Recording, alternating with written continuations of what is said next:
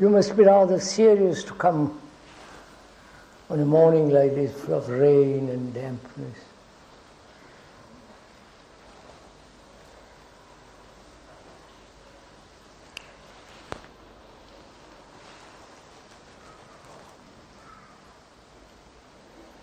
I would like to ask, if I may, why you come here. I really would like to ask.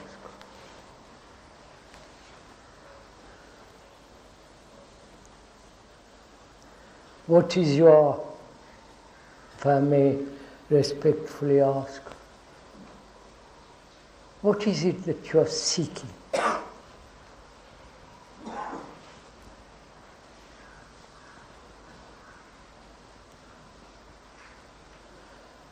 What is it deeply we want?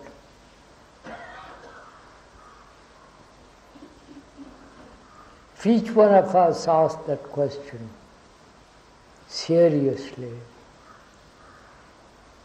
and sustain that question, what would be your answer? Not to speak it aloud, but find out for oneself, what is it most profoundly we desire or crave for or pursue, or do you want to be helped to find out? Not only our own nature, psychological structure of oneself, or do we merely build a scaffold of theories, suppositions, and a verbal structure behind which there is no building at all? You understand what?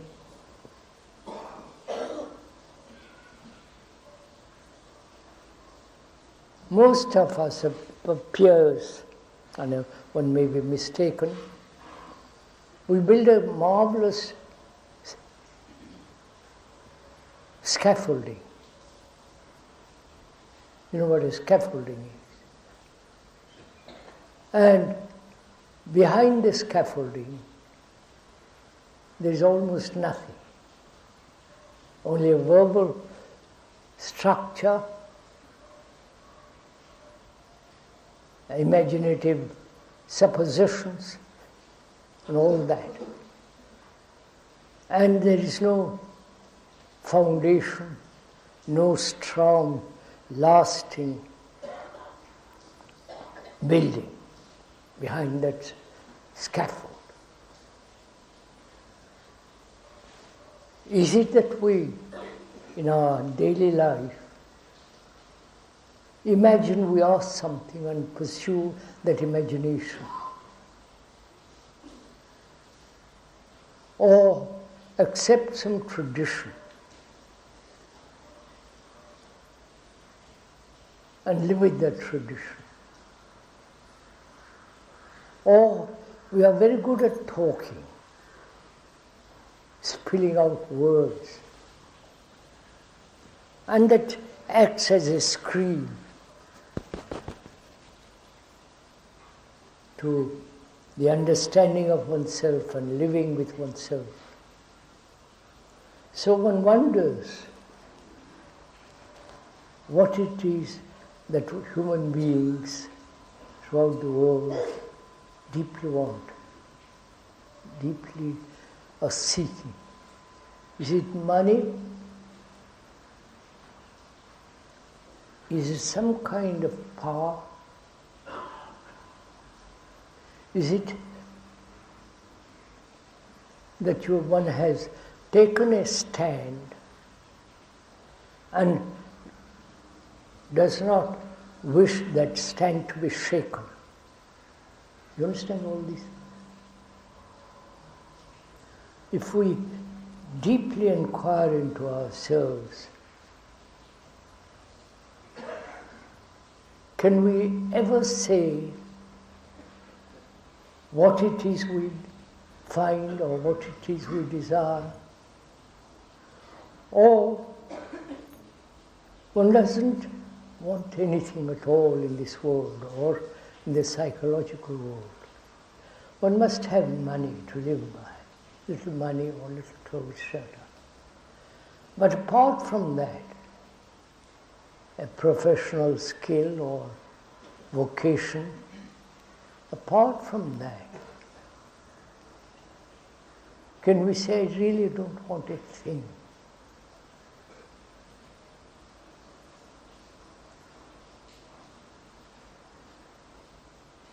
Can we actually say to ourselves, it must be terribly honest with oneself to say that, I really don't want a thing, neither heaven nor hell, nor paradise, nor liberation, nirvana or anything you like. Can one actually say that? Or we are too timid, too anxious.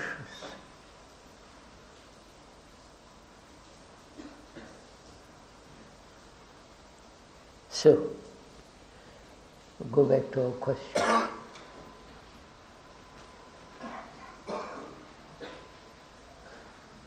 When we were looking at the dark sky and the rain this morning,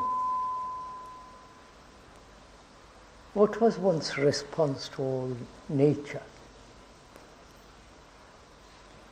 To all the squalor, the dirt, the utter crude carelessness and indifference which surrounds all of us. What is our reaction to all that?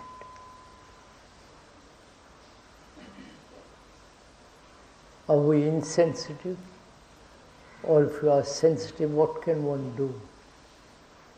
And what is our relationship to society and so on? If we can put one serious question to ourselves, in comprehending that question, we have answered all the questions in the world.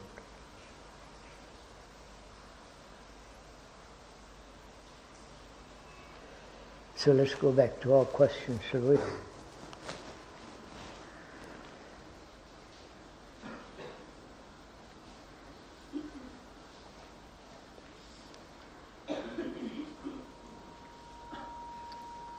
You have shown that thought is limited. But what other instrument of inquiry is available to man? You have shown that thought is limited. But what other instrument of inquiry is available to man? I haven't shown you anything. That's a wrong supposition. We together inquired into the whole nature of thought. Not the speaker has shown something to you and you accept, but rather that together, you and the speaker, went into the whole question of thought. Not somebody else's thoughts, but one's own thinking. And we live by thinking. Everything we do is thinking. through thought. All our emotions are recognized by thought as bad, good, romantic, and so on. And we went into it fairly sufficiently. Perhaps we should go into it again. Because if one understands this very deeply, what is thought? Not only the thought of the great, so-called great scientists, the great investigators into astrophysics, into archaeology, physics, chemistry, and so on. They expend thought enormously, pursue one thought after another, come to a conclusion, and that conclusion is not correct. They throw it out and go on, thinking. And the villager round the corner, who doesn't know how to read or write, who's never looked at a book, he also thinks. So thought is common to all mankind. Right? And there's no good thought and bad thought, it's still thought. We should now together, you and the speaker, inquire into it. Not I show it to you and then you accept it, which is quite absurd. But if you and Kay inquire into it, go into it, and if you discover it for yourself as the true, as a fact, then nobody can dislodge your observation, right? Nobody can deny the accuracy of your thinking. So can we go on, explore together? I mean together. That means you have to exercise your brain, I'm saying this most respectfully, exercise your brain to find out together what is thought. Not thought about something. You understand the difference between thinking and thinking about something. We generally think about something. About my job, about my business, about my wife, about my sex, about so many things. The object of thinking may vary, right? May be different with each person, but thinking, thought, is common to all mankind. That's a fact. Right? Common to all mankind. So, we are not talking about the object of thinking. The object, I would like to be happy. I would like to have more money. Or I like to have better car. I wish I could change my wife to somebody else. And so on. Thinking about something. But we're not investigating about something, but rather the whole activity of thought, how it arises, what's the origin, and so on. We are going to go into thinking, not the object of thought. Clear? All right? What do you think? Don't quote me, the speaker. Then you are allowed. What do you think is thought?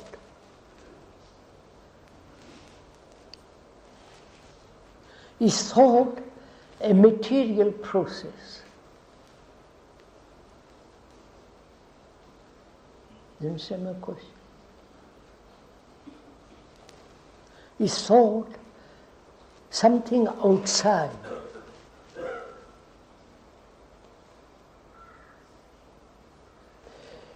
In certain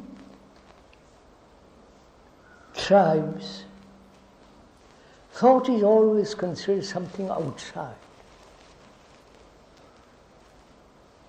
Well, according to the Eskimos, thought is considered something apart from the physical outside. And so on. I won't go into all that. I'm not a scholar. I've observed. I don't read books. I don't go into all that kind of stuff. So thinking can only exist when there is whole background of memory, right? Right? If I have no memory at all, I can't think. Right? Can we go along with this? So I have to inquire why memory, thought plays such an important part in one's life.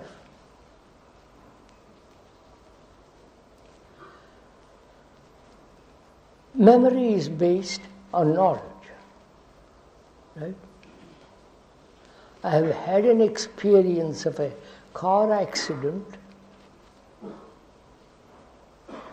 and that incident has been recorded, like the tape which is being now recorded.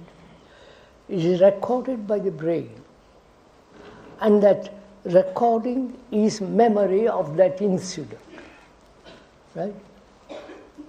Don't agree with me, just see for yourself. So there is, the function of the brain is to record. And the recording is knowledge. I've had that injury through an accident of a car, and that's recorded as pain, and that remains there recorded. That recording is knowledge. Right? Of course. Next time I drive a car, I'm going to be awfully careful. If you drive a car. So, thought, memory, which is the recording as knowledge, that knowledge is based on that experience of an accident, right? Experience of that car, in that car, which has had an accident, which caused pain, a broken leg. I won't say broken head, and then you are gone.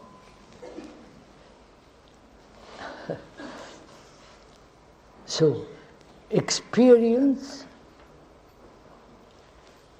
then it is recorded, the brain records that experience as knowledge, right? That knowledge is memory, and that memory is the movement of thought. Is this clear? Not clear, my description, your own discovery, your own investigation into the whole business of thinking. That thinking may be distorted, or that thinking may live in illusions, or that thinking may run away with fanciful, imaginative pictures, but is still thinking.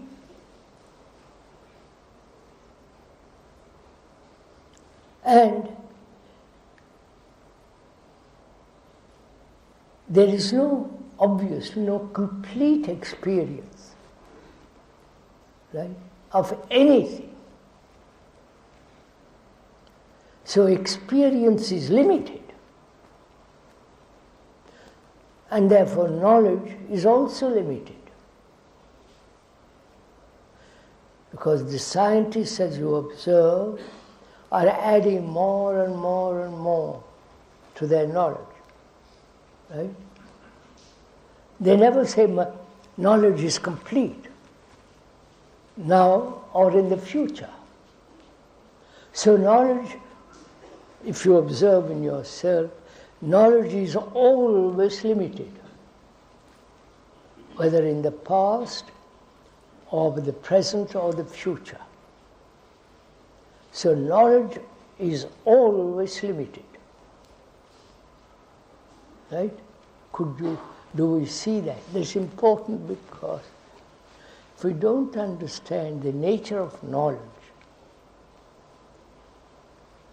and what part it plays in our lives, then knowledge becomes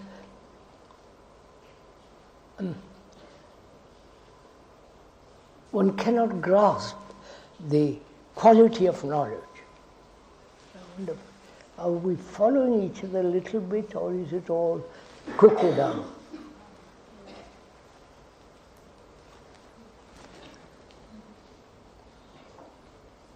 You understand?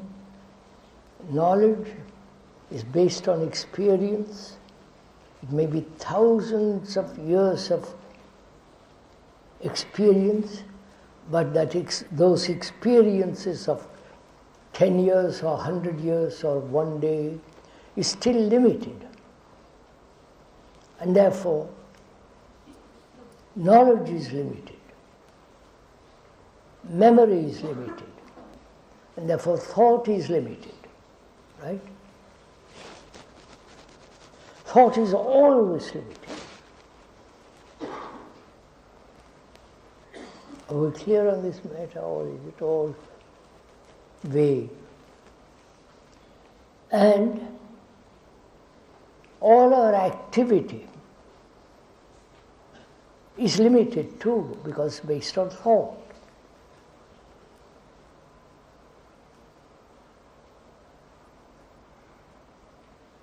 And so the question is asked, if thought is not the instrument of investigation, you understand, into deeper levels of one's own consciousness,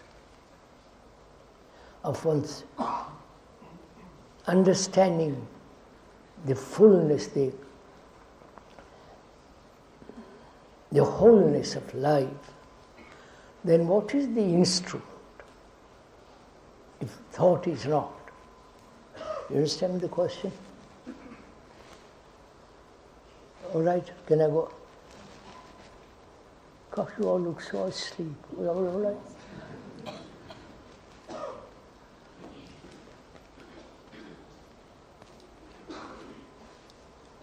Thought is necessary.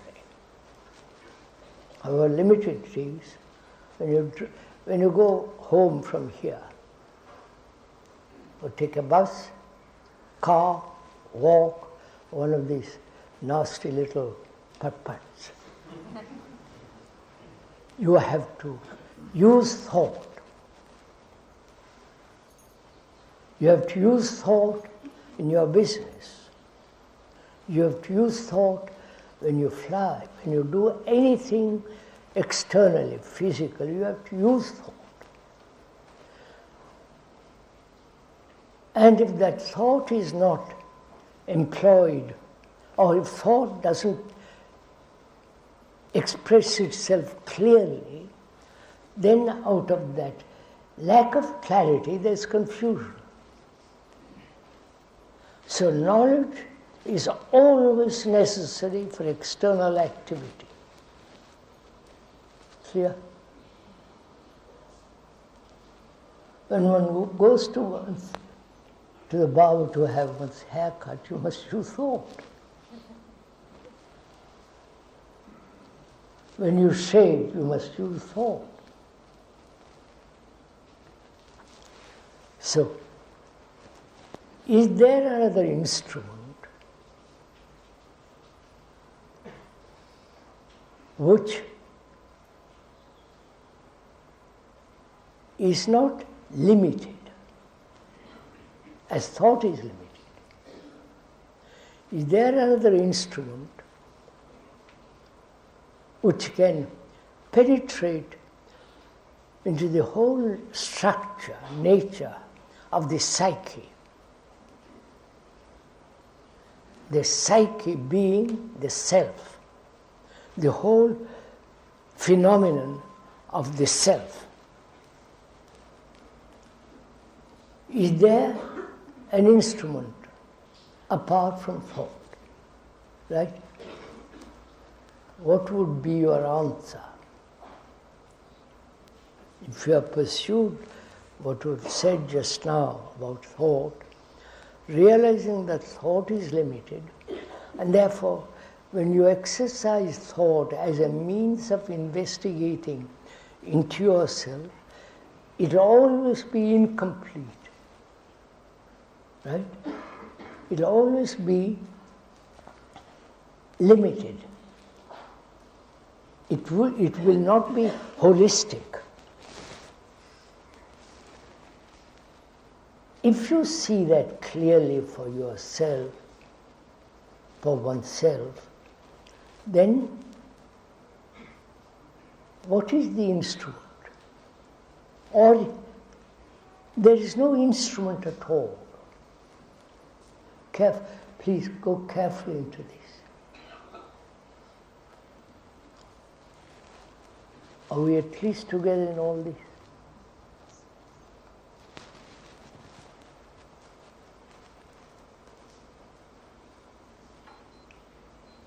When you see a tree, that thing that is green outside there, how do you look at it? What's your relationship to that tree?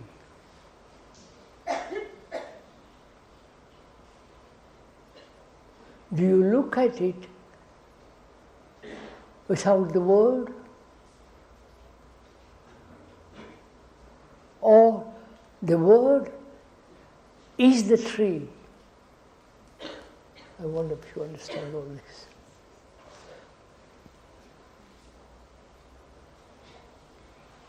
You understand my question? When you look at that extraordinary thing of nature called a tree, which man hasn't created, thank God, and what's your response to it? Is there a verbal response? How beautiful that tree is. And go by. Or can you look at that thing called a tree? The word tree is not the tree, right?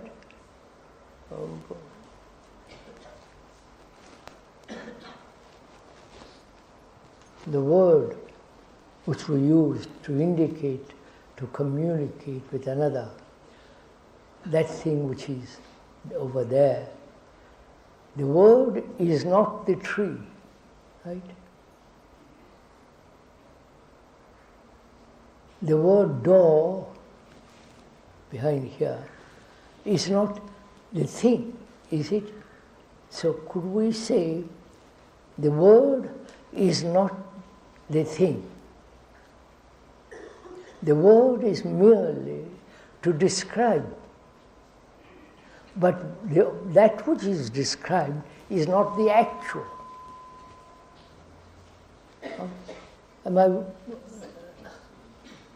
Don't look so puzzled, please. So, this is important to understand because we are caught in words. We become prisoners to words, slave to words. I'm a Brahmin. Or you are not. I'm a gay. I'm a communist. I'm a congressman. and so on. Words. So when you look at that green thing standing in the garden, do you look at it without a word? Do you look at it without any interference of thought which is limited? Or you are so occupied with your own thinking, with your own problems and so on, you really never look at that tree. Now carry that same thing. Do you look at your wife or husband or your girlfriend, whatever you like, without the word? Without the memory associated with that person? You understand, this is very important to understand. I know you've been here, I see several people here. I met a couple of years ago, or 10 years ago. Do I look at them? I'm asking myself, please ask yourself, do I look at them with all the memory of 5 years ago? Of course, he's so and so. Although that would be rather silly if I have to be introduced every time I meet him. But do I carry that memory of meeting that person on the road, which was dirty, noisy, etc., etc. And I carry that memory, and when I see him next time, that memory operates. Therefore, I'm not looking at him afresh. I wonder if you understand what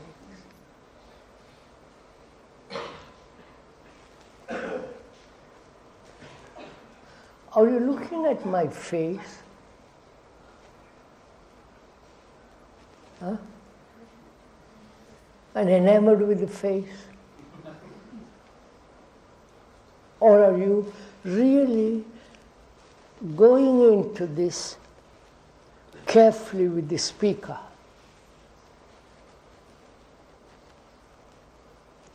When you look at your wife or husband and so on, you have all the memory, sexual, memory of encouragement, depression, oh, she's a nagging person, and so on, so on, so on. When you look at a person, do you carry all this with you? Huh? Let's be quite simple and honest. Of course we do. Don't we? So you never look at that person at all, because you've got this memory as a screen, and through that screen you look at people. So there is an observation which is not controlled by words, shaped by words, twisted by thought. And that is the only, I won't like to use instrument, that's the only observation, to look, to observe, without any word. Don't shake your head. This most extraordinary demands this watchfulness. To look, to observe without the word, without your opinions, prejudices, all the activity of thought. To look, to observe.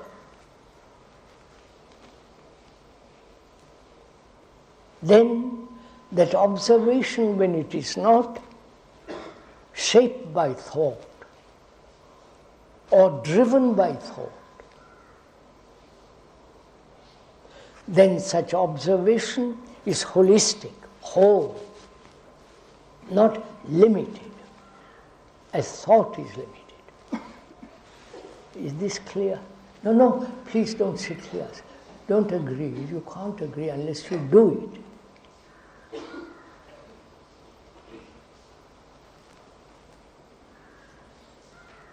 Most of us like to be talked at. We like to attend meetings. It's one of our diseases. And you just listen, agree, disagree, and go off home. We are not in that area at all.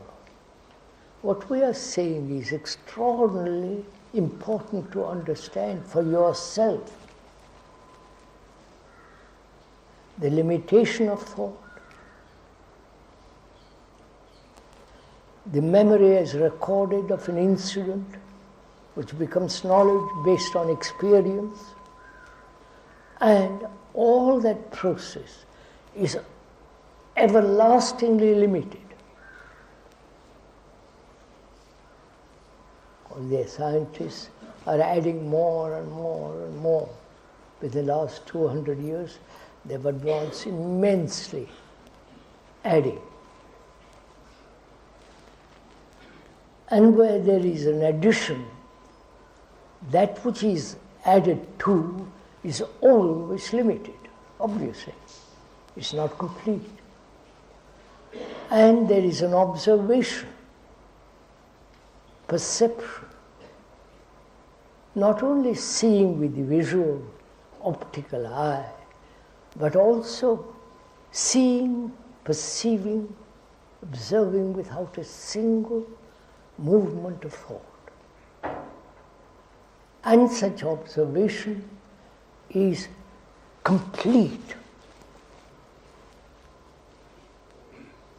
Now, from that arises another very important question. What is action? The question is not here. I'm putting the question. What is action when there is such complete perception? Do you understand my question?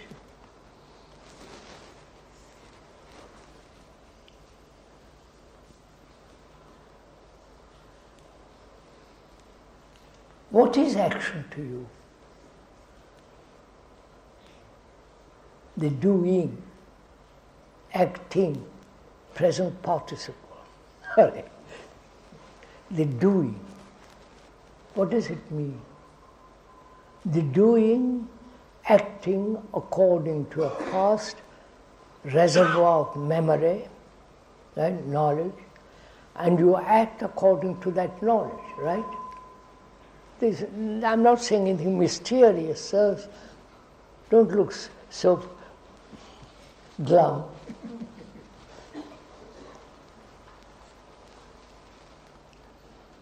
Or we act according to a symbol, or according to a preconceived concept, idea, an ideal, right? Acting according to the past, memories, and that action directed by the past, or the future, right? I must do that.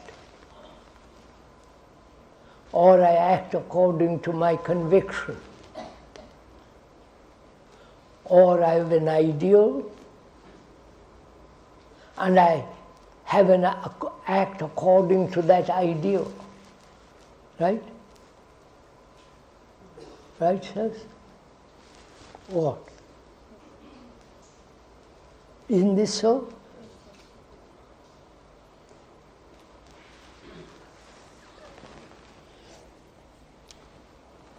You all look so frightfully serious. Either you are really serious or you don't understand what I'm talking about.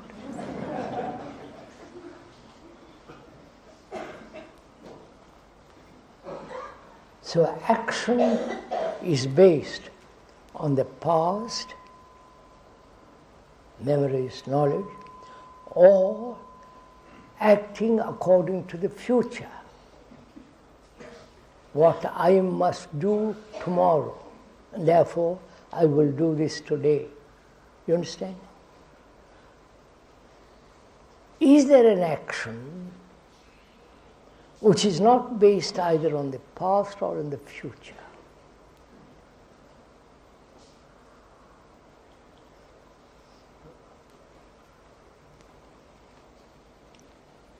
Because the word act, I've just heard the other day the explanation of word karma, crew, to do. The doing is now, not tomorrow or yesterday. You understand what I'm saying? The doing, the acting. We cannot live without acting. When you get up, that's an act. When you go to your home, that's an act. Not sublime act.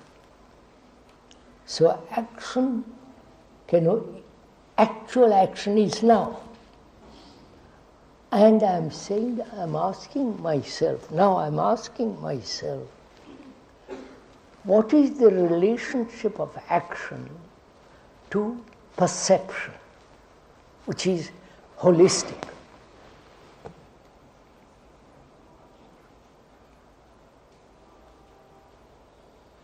Am I right?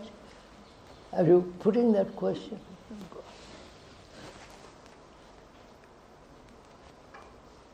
I don't want to torture you, bully you, force you to anything at all.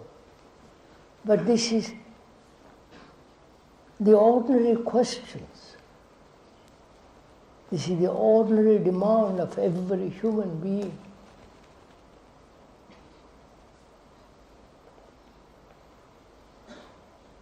So is there an action which is holistic, which is whole, not limited? Because our actions are based on thought. If thought is limited, as it is, then action will be limited. Therefore, it's never, as it's limited, it creates all kinds of trouble.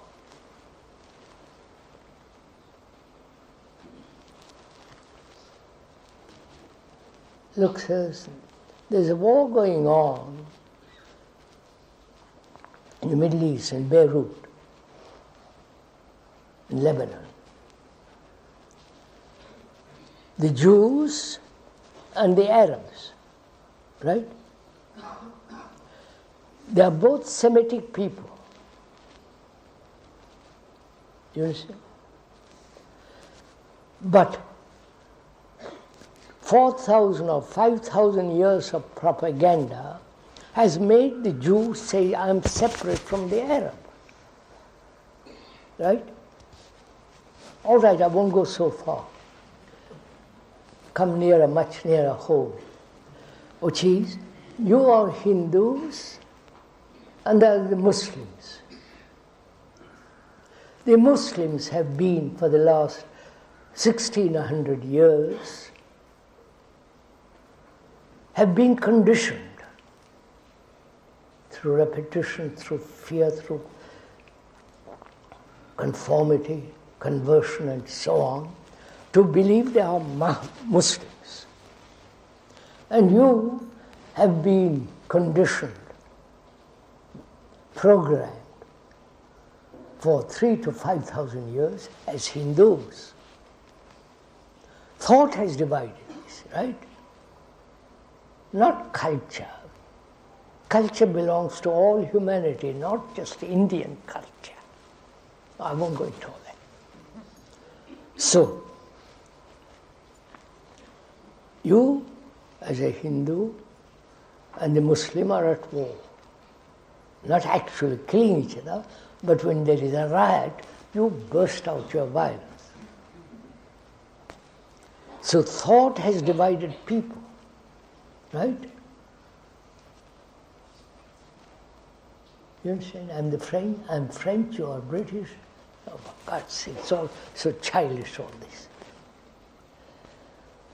So, the speaker is saying, don't accept it, question it, doubt it, tear it to pieces, find out for yourself. If there is an action which is completely without division, separation, which is not based on thought,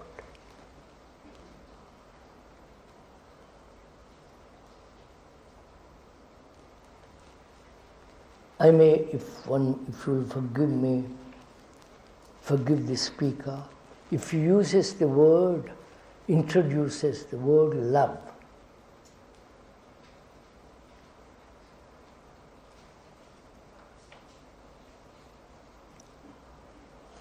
I'm not talking of physical pleasure, which we call love.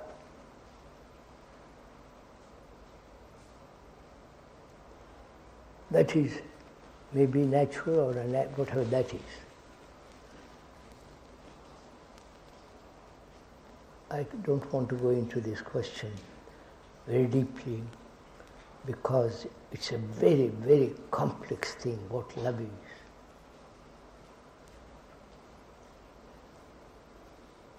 Love is not based on knowledge. Love is not the product of thought. Love is not pleasure, and so on. When there is that quality of love, there is an action which is holistic, which is whole, full stop.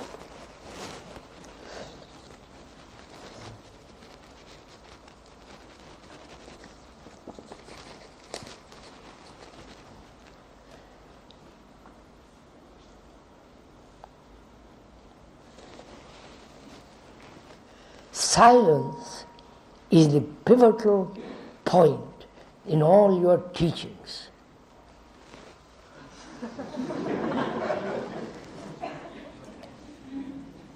For the transformation of man. I better read it first. Silence is the pivotal point in all your teachings for the transformation of man.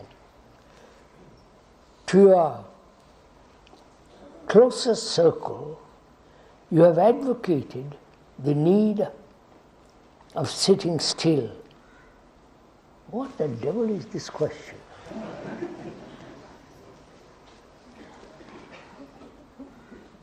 To your closer circle, you have advocated the need for sitting still and staying in silence for short periods during the day to bring about this mutation in the brain. Please teach us the practical steps to achieve this transformation. God.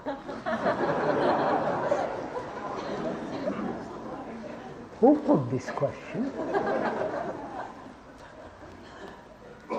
I better read that question without laughing at it. Silence is the pivotal point in all your teachings for the transformation of man. To your closest circle, you have advocated the need for sitting still, in quotes, and staying in silence, in quotes, for short periods during the day. To bring about this mutation in the brain, please teach us the practical steps to this transformation. The speaker has no closed circles, right? That's the first thing to establish very clearly, right? He has no close circle around him, the disciples. Which is a horror to the speaker, to have disciples. Because generally disciples destroy the teacher.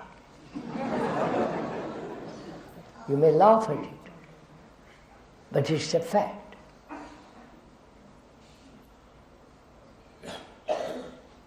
So there is no close circle. I will walk out of it tomorrow if there was such a thing. And I really mean it. Because independence is necessary. And it's only through independence there can be cooperation. You understand? Cooperation is immensely important in life. We either cooperate for our own profit, for our own self-interest, or we cooperate around a person because we all worship him. And it becomes personal idolatry, which is an abomination. And cooperation, which is to work together, do things together, can never take place unless each one is completely independent. I know this goes contrary to everything. You cooperate with the government, you cooperate with the guru, you cooperate with the policeman, you cooperate with your governor, or the chief minister, and blah, blah, all the bosses, and so on. And they all destroy your independence. It's only when you are really independent, I can work with you, and you can work with me. That means we must both be free to cooperate. You are not my boss, I am not your boss. You understand only this all? Oh Lord, all right. It's up to you. I'm afraid the question has got things totally wrong. Silence is the pivotal point in all your teachings for the transformation of man. Nonsense.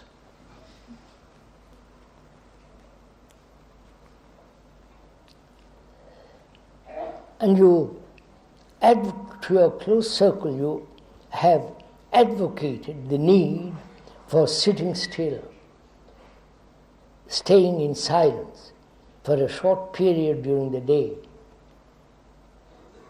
and so to bring about situation, all the rest of it. That becomes transcendental meditation. You ever heard about that? Morning 20 minutes, afternoon 20 minutes, in the evening 20 minutes, keep silent or watchful. That helps bring about a good siesta. That you can go to sleep during those 20 minutes.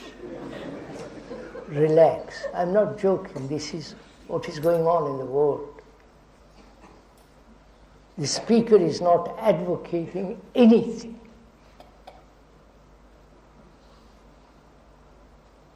He's not doing any kind of propaganda for you to convince you of anything. And the speaker really means it. Please take it seriously. On the contrary, he says doubt. Doubt what the speaker is saying. Not only other speakers, this speaker. Question. Be skeptical. Be independent.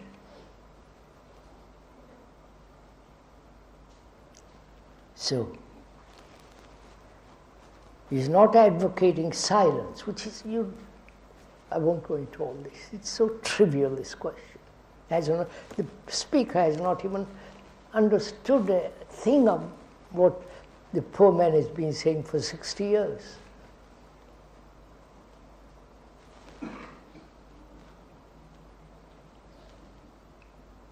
So, transformation of human psyche, the human selfishness, the human violence, is not through silence. Silence is something totally different from the word silence. Silence may include sound. I won't go into that now, it's not.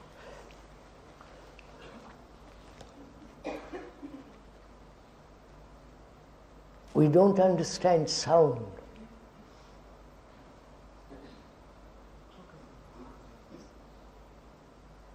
The sound of a tree, the sound of a thunder, the sound of a jet racing across the sky at 1,000 miles an hour, minute, or an hour. There's tremendous sound in the world. Sound in ourselves. And we separate the sound from silence. Sound may be and is part of silence. I won't go to this now, you won't. To bring about transformation of the psyche, which is ourselves, our self-interest, our confusion, our pain, sorrow, fear, pleasure, and all the things that will go through life. The pain, the uncertainty, the lack of security, the demand for security, both physically and psychologically. All this is me, you, your profession, your name, your bank account if you have one. All that is you, imagining, sitting very quiet, closed eyes. It's all that is you. Your worries, your problems, your quarrels,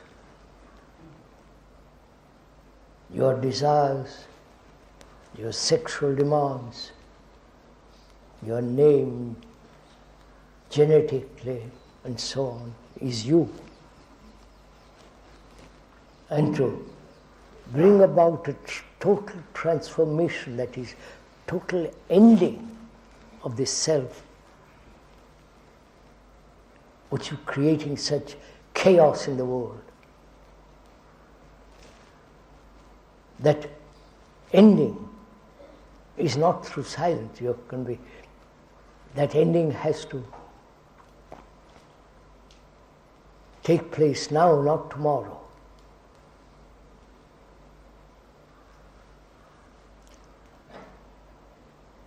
And that ending can only come through careful, attentive observation of yourself.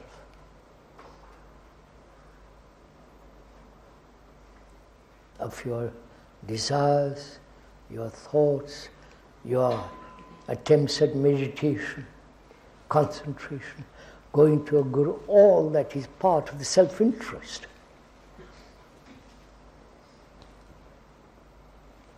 And to end that completely, this self-interest, you need a very good, clear brain, not a muddled brain.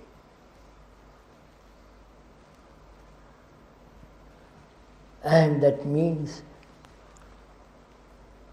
to to have a brain that is free from all programs, to be free from all conditioning. And therefore one has to observe the conditioning. The conditioning that you are a Hindu, Muslim, that you are this and that, all those trivialities which thought has created.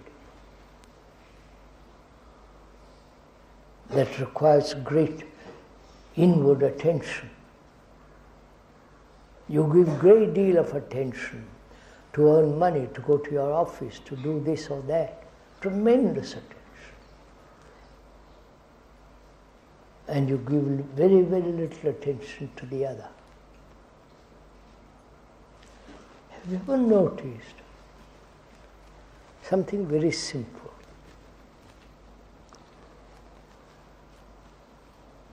Suppose you and I have been going north, taking a certain path, always for the last 10,000 or million years, we have been going north. It's a symbol, an example. Don't say we're going north. We are not. We are going north, suppose. And somebody comes along and says, you have been going along that path for the last 100,000 years and more. I have been on that path too, but it leads nowhere, that man says. And he says, go east or south or west. And he says it in all seriousness, and you listen to it because you are weary of this path going north, and you listen very carefully. And she said, quite right, let me try, go see. When you turn from going north, east or west or south, the brain has broken the pattern of the north. Do you understand what I'm saying? Coming, are we together? It has broken the pattern, therefore the conditioning. Moment it turns going east, it has changed radically the brain cells themselves. Because you have broken the pattern. I have been a Muslim all my life. And I see how absurd it is, this division. The moment I perceive the absurdity of the truth of it, not the truth I must be, the truth of this division, brought about by thought and so on and so on. Moment I see that, there is a mutation in the brain cells itself. We have discussed this matter with so-called brain specialists. They won't quite accept what I'm saying because they haven't tried it on themselves. They have tried it on the dogs, monkeys, and pigeons and all the rest of it. Don't laugh, sirs, please. All these professionals never try it on themselves. They're like you and me, ambitious, greedy, seeking position, power, and all the rest. So there is a mutation. Mutation means total change, complete something different. When there is clear perception.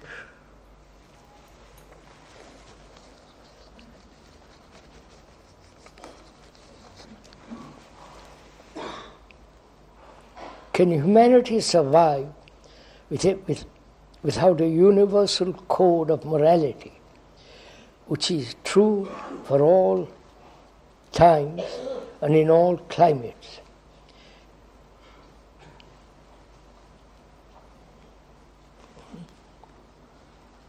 Can an earnest man discovered this way of life by his own research and goodwill. Can humanity survive without a universal code of morality, which is true to all times and all climates? Can an earnest man discover this way of life by his own reason and goodwill? Are you tired?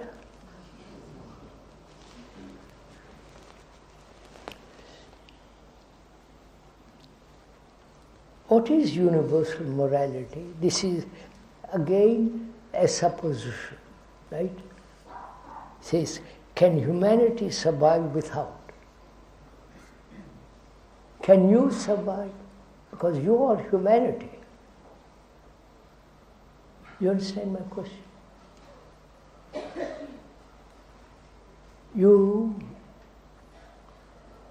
Oh God, must I go through all this?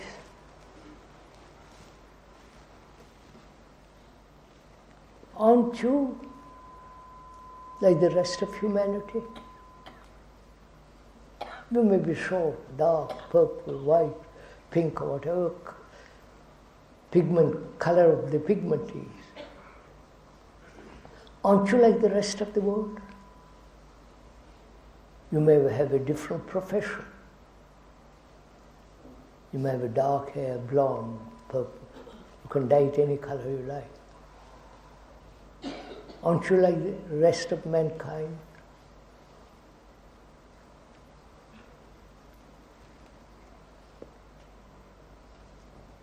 Because you suffer, you go through agonies, worries, live a very, very superficial life,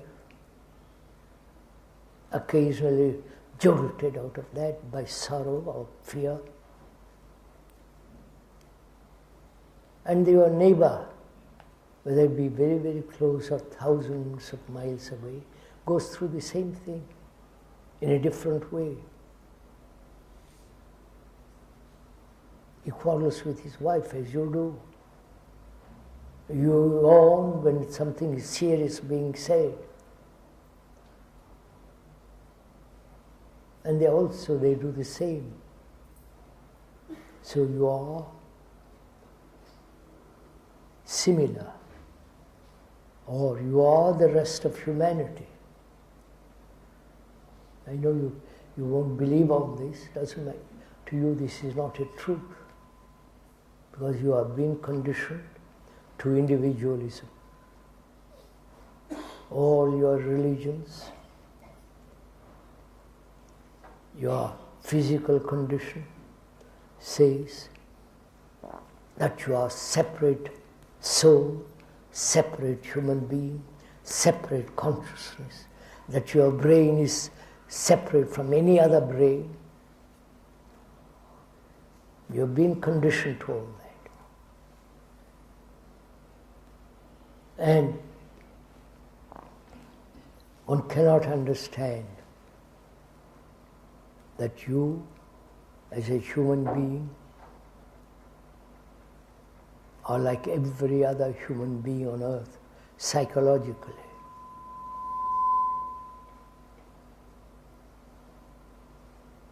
They all go through, every human being goes through death, or knows death, or somebody has died in his family.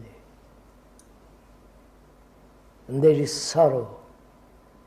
This sorrow is common to all mankind. You may suffer from disease and have sorrow, or another have sorrow through death, of another's death, or the sorrow of ignorance, or the sorrow of limited knowledge. We all go through this. There is not one single human being on earth who has not had this. Pain, lack of fulfillment and its sorrow, the desire to fulfill, the desire to have roots in some place and not finding it, the desire, the man who can never go in a nice car, the villager. There is sorrow under every stone and every human being. So you are not different from another human being. So you are not individuals. Yes, sir, swallow this. It's a hard pill to swallow. You won't like it.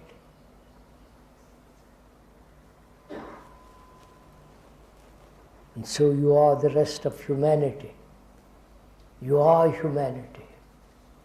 If you are immoral, if you are corrupt because you are of self-interest, you are adding to the misery of the rest of mankind.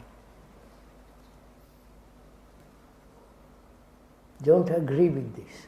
That's just theory. But if you set about to see how deeply you can wipe, if the brain can wipe away its self-interest.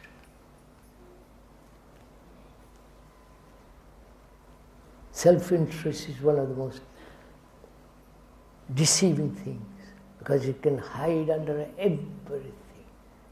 In politics, in religion, in prayer, in puja, in rituals. You can hide in a family and so on. It's so cunning, so deceptive.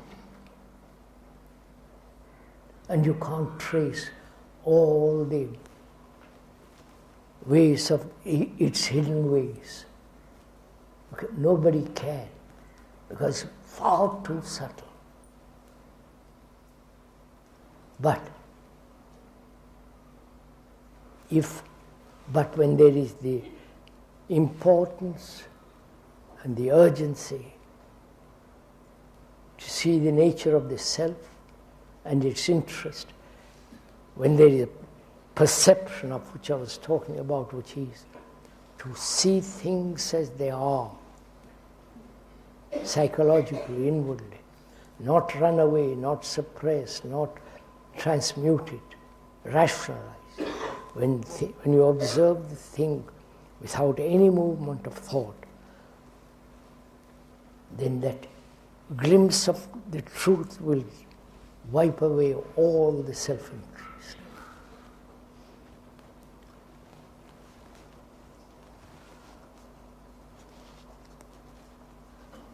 When the sorrow is common for all, why can't the love is common for us? Gentleman asks, if sorrow is common to all of us, why don't we have love, which is also common to all of us? We haven't got it. Do you love your wife? I'm not asking you personally. Do you love that tree? In India and elsewhere, they don't know what love is. So don't say it's common. You worship. You are devoted. You go to temples. You pay. There is a temple in Tirupati, which is every third day $1 million. Think of the brutality of it. And you won't mend the village dirt, take away. So we have no common love. We have no love in our heart. Face it.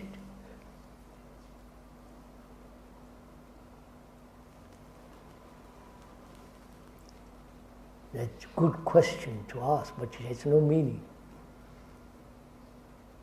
You may be sympathetic, kind, and even perhaps generous, which I question too. Charitable. Give something to another if you have more of it. If you have more money, give it to somebody, a little bit of it. You won't do that either. And you talk about love? My God, don't use that word, sir. You don't know it.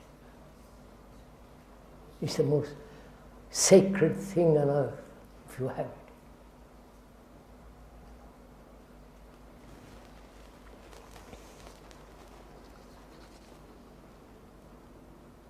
Oh, it's nearly 10 to 10. 10 to 9. What? Yes, 10 to 9. Do we go on? Yes, sir, I know. You like me to go on. It becomes some kind of hypnotic process.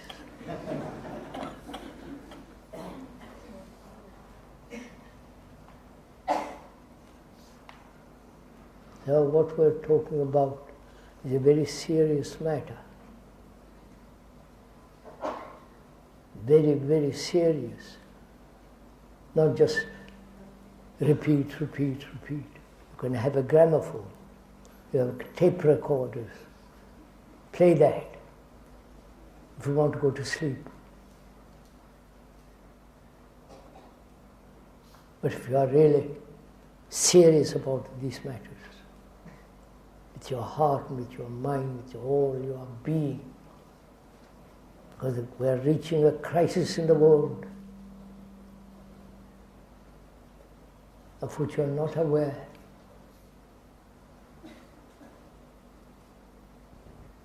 Every religion has gone, finished. There is no meaning anymore.